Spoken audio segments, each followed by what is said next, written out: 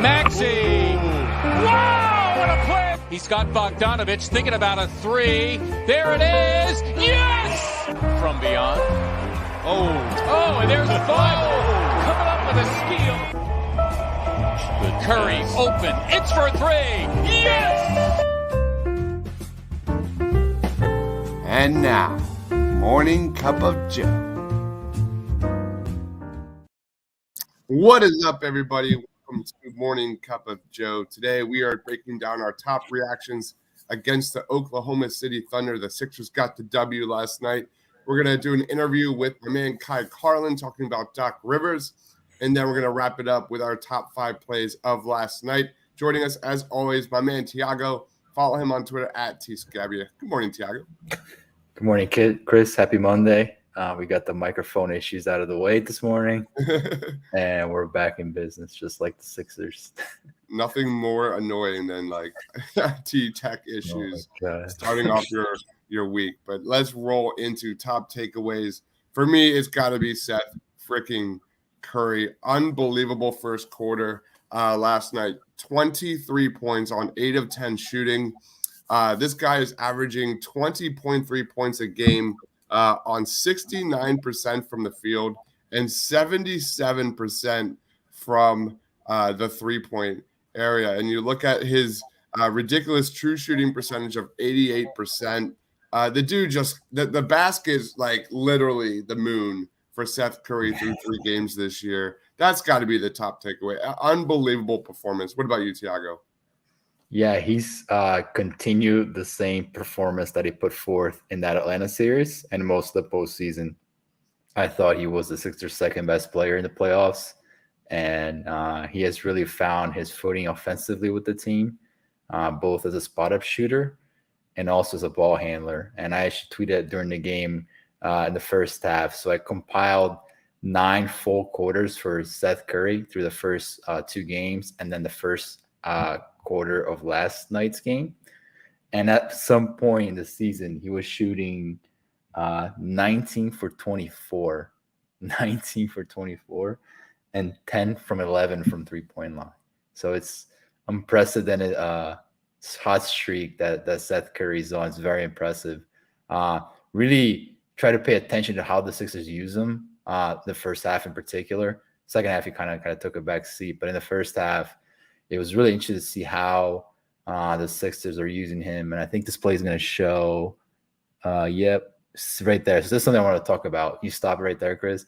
So the Sixers, again, use him as a ball handler, use him as different ways. But in this particular play, I thought it was really, really nifty how they set up Oklahoma City's defense, right? So you're pairing Seth Curry here with another shooter, Niang. And if you watch Favors, so Niang's playing this 5. Watch Favors like on that play, how conflicted he is, right? Because Derek has to respect not only the drive from Curry coming downhill, but he's got to acknowledge right there Niang in the corner.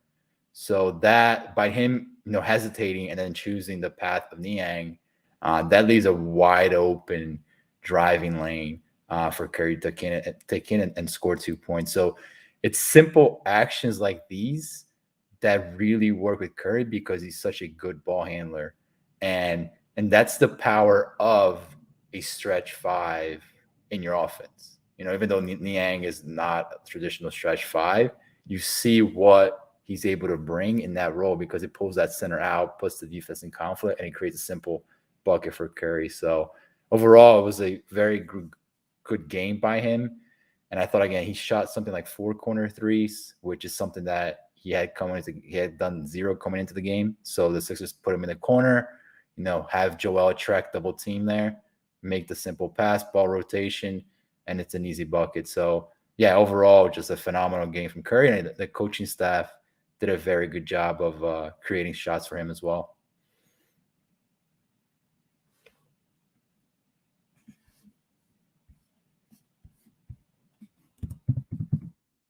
Chris, you on mute.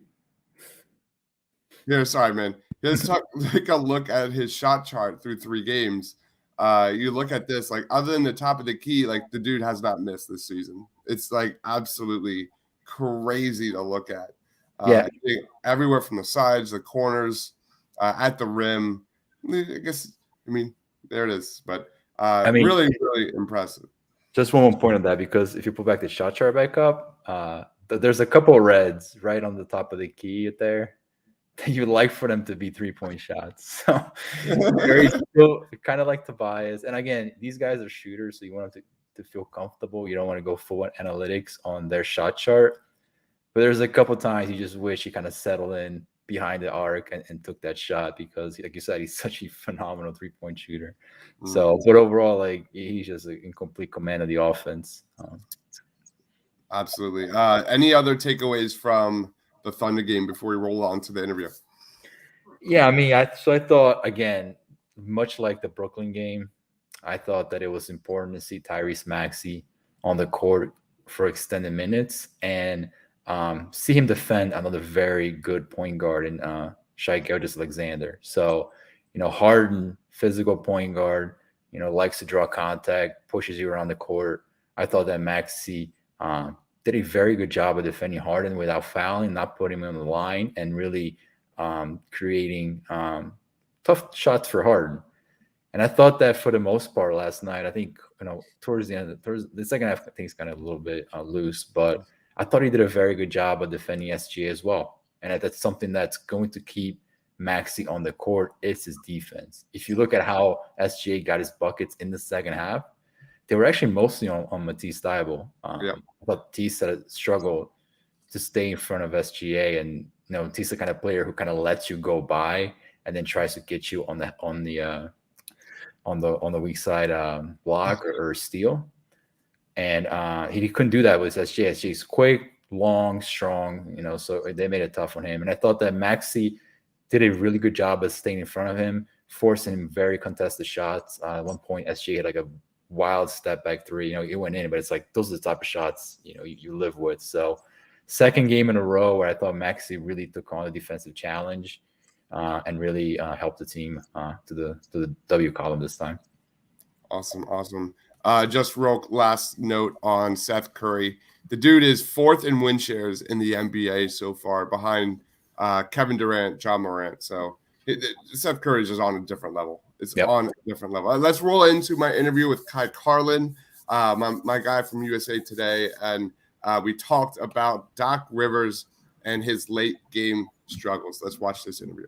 Guys, now we've got my man Kai Carlin. My dude is the editor for the Sixers Wire for USA Today. He is also the co-host of the Bell Ringer podcast. As a huge Batman fan, it breaks my heart a little bit. We'll talk about that a little bit at the end of this interview. But Kai Carlin, at Kai_Carlin on Twitter. What's up, Kai? What's up, Chris? How you doing, man?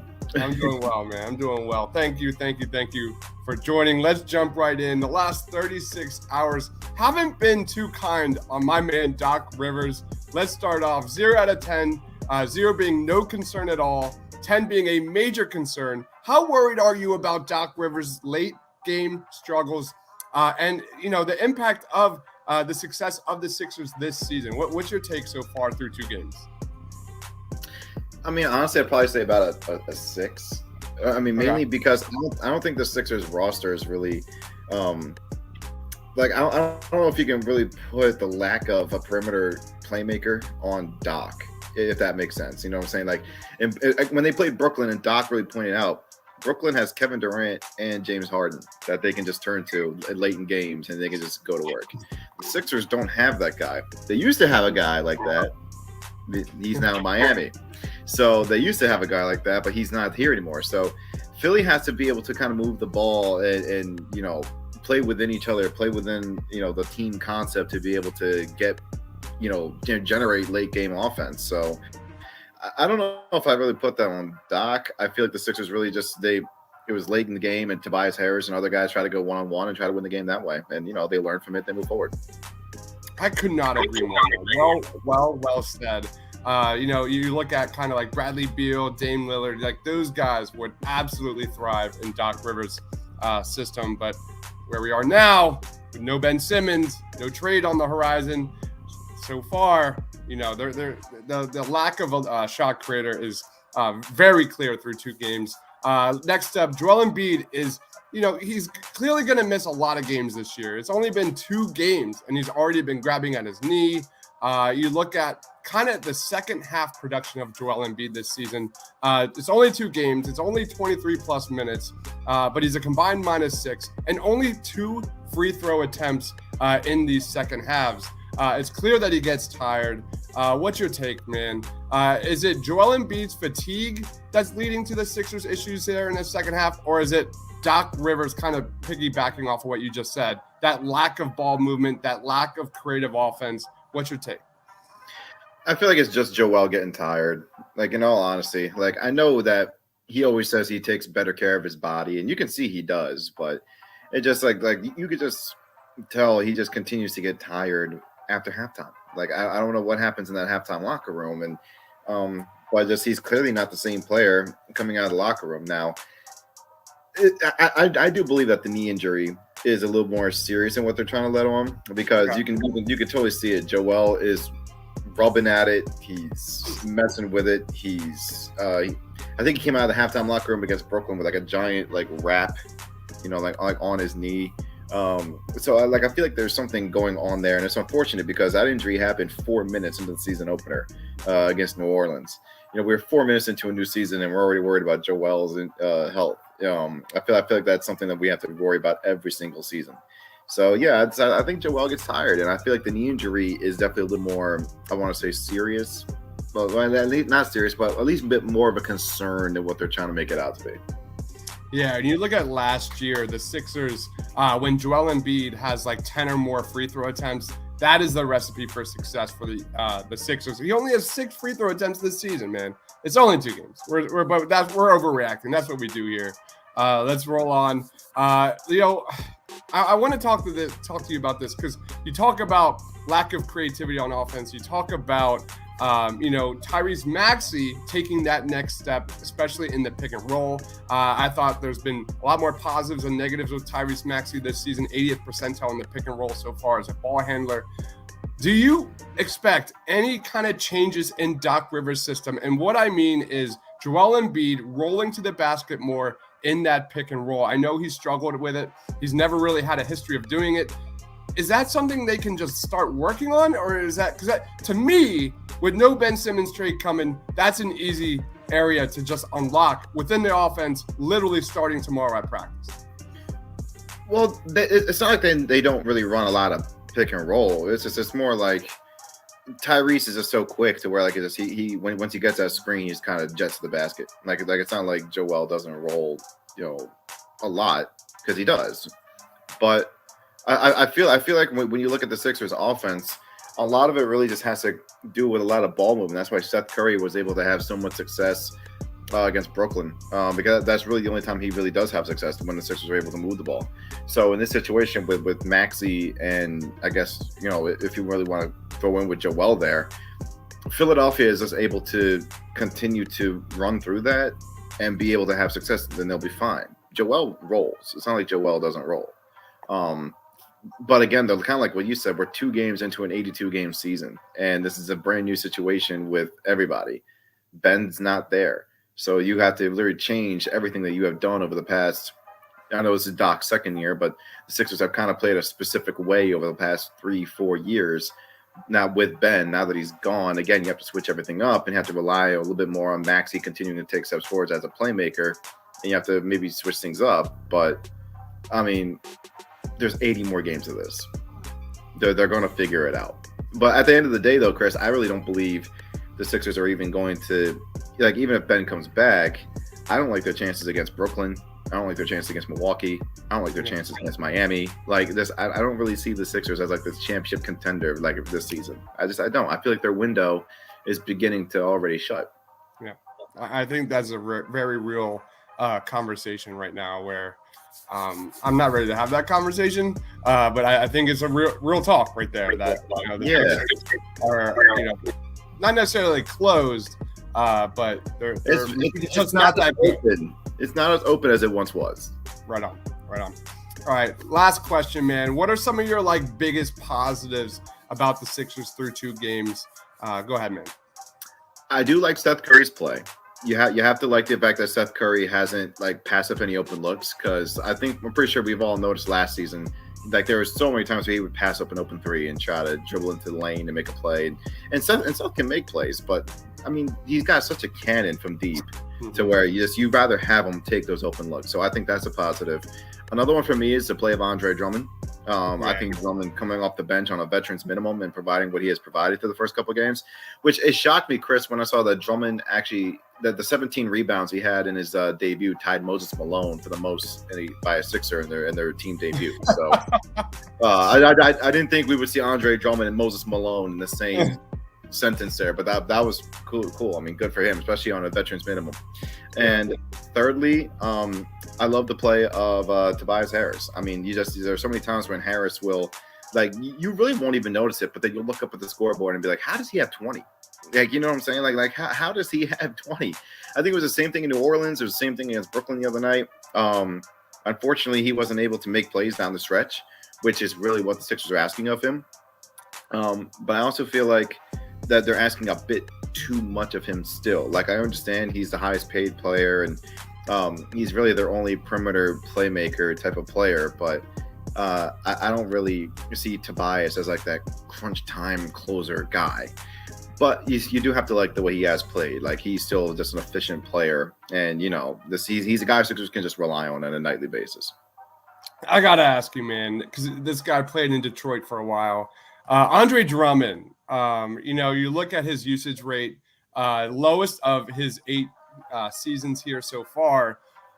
Oh my gosh, what is his assist percentage? 16.9 assist percentage through 2 games, which would be the highest of his career. Did you expect that coming into the Sixers this season? Like, because I personally did not. For someone who didn't, watch Andre Drummond again and again and again, I have. This doesn't surprise me. He's a good passer. It's not like Drummond can't pass the ball. I mean, he showed that a little bit in Cleveland as well. Really didn't get a chance with the Lakers because, I mean, the Laker experiment just wasn't good. But I also don't believe Drummond is I'm trying to figure out the right words. A franchise center, if that makes sense. Because he's a 2-time All-Star. But this role with the Sixers is like perfect for him, Chris, because they're not asking him to do a lot. They're literally just be like, yo, just go out and play energetic basketball for 20 to 24 minutes so our big guy can get a rest. Because like the thing with Drummond is he's so good, but then on the offensive end, but then on the defensive end, like there are times where he'll be a mess. Like I think I saw a stat a couple years ago where Detroit had like a defensive rating of like 110 when he was on the floor. When he was off the floor, the defensive rating went up to like 90. So this is like a perfect situation for Drummond to have him kind of come off the bench and just provide good backup minutes to Joel. Like he's been really good through the first couple of games. But again, there's 80 more of these, so we're going to have to kind of see how he does. The other biggest positive, and just real quick, is Furkan Korkmaz's ball handling. I thought it's been a revelation. I know he's played a lot of point guard in Turkey. I know he has a lot of history playing the point guard role, but his comfortability and only like 2 turnovers so far through 2 games. His assist percentage is outrageous with his highest usage rate so far. Any quick takes on Furkan Korkmaz as a secondary ball handler? Well, Furkan Korkmaz won the game in New Orleans. Just as we all predicted, he would be winning games on the road for the Philadelphia 76ers at the beginning of the season. No, I mean, listen, Point Furk has been a real thing. Like I feel like a lot of people have been surprised by that. Doc kind of says it all the time, and even Korkmaz even mentioned it. I guess he did play point guard as a kid growing up in Turkey, so I guess this is not something necessarily new for him. But it's also a skill he really didn't show off in his first couple years in the league. All he was a 3-point shooter. And you know what? Like, this is something that I have been clamoring about Korkmaz for a while. When a 3-point shot's not falling, what does he do? Because in the past, it would be nothing. He's not a great defender. We didn't know that he could put the ball on the floor because we never really saw that skill from him before. We never really saw anything else. So now that he's bringing this skill to the table, when the 3-point shot's not falling, you can still rely on him to give you some production. Yeah. Yeah, he's been a pleasant surprise, especially that chemistry with Georges Niang, finding him in corners, corner threes, catch and shoot threes. Just a revelation. All right, Kai, thank you so much for joining, man. He is Kai Carlin. Follow him on Twitter at Kai_Carlin. What do you got going on, man? Plug your shit. I mean, listen, you guys can always follow me on SixersWire.com. You can also follow me on Twitter, as Chris already said. And you always check out the bell ringer on Apple and Spotify and everything else. So, just out here working, man. That's pretty much all it is. Take it easy on my man Batman, will you? Like, just for a second. Batman sucks. He is a bad superhero. He is a terrible, horrible superhero. All right. Thank you so much for joining, Kai. Stay awesome. All right. That was Kai Carlin. All right. Let's roll into our last segment, and that is watching my top 5 plays of the Sixers versus Thunder. Here we go. I'm just going to mute it because if you can find the full video on our channel, here are my honorable mentions right here. This play by Georges Niang here on the baseline where he gets it's a spin move and 1 bucket. And I thought it was absolutely terrific, man. Georges Niang just is awesome. Yeah, no more Mike Scott. And it feels good to have a basketball player on the court. This is a good basketball move, man. Like, puts the ball on the court, spin move, like looks like Jahlil Okafor down there. Got like a 2-inch vertical going for him, but that smooth spin game is it's fun to watch. Love it. My next one here is I gotta watch. I just made this right before we went live. I believe this is Joel Embiid stops on the defensive end, runs the court. It's so fun. I love watching big men run the court. It's like low-key one of my favorite things about basketball. Yeah. So look how big he is. He's running the court like on the fast break. Come on, Joe. Chris, I could be wrong. I have to go back and look this morning. I'm pretty sure Joel Embiid leads the team in assists, which tells you it's good and also really, really bad.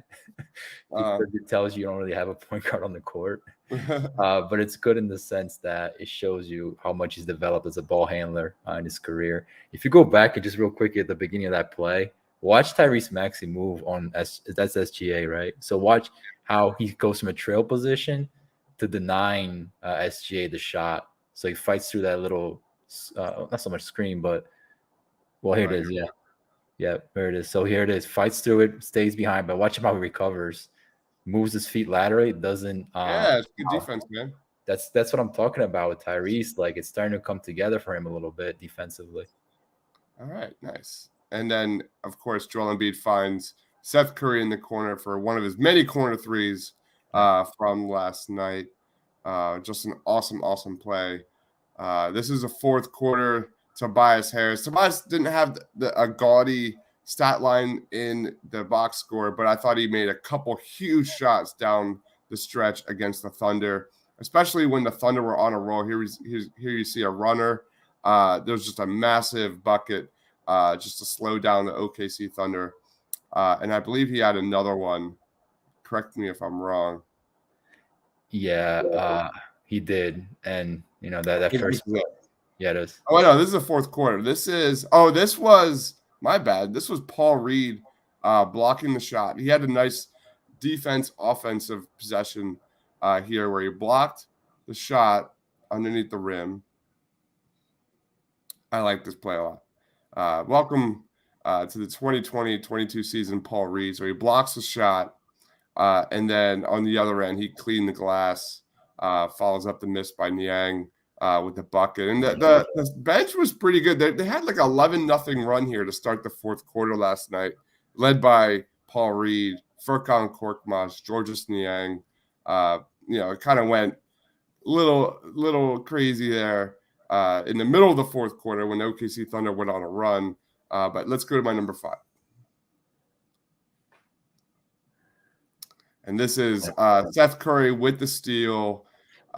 Moves it down the court. And I love this play, especially by Matisse. I mean, we talked about ball movement. Yeah. We need ball movement in Doc Rivers' offense.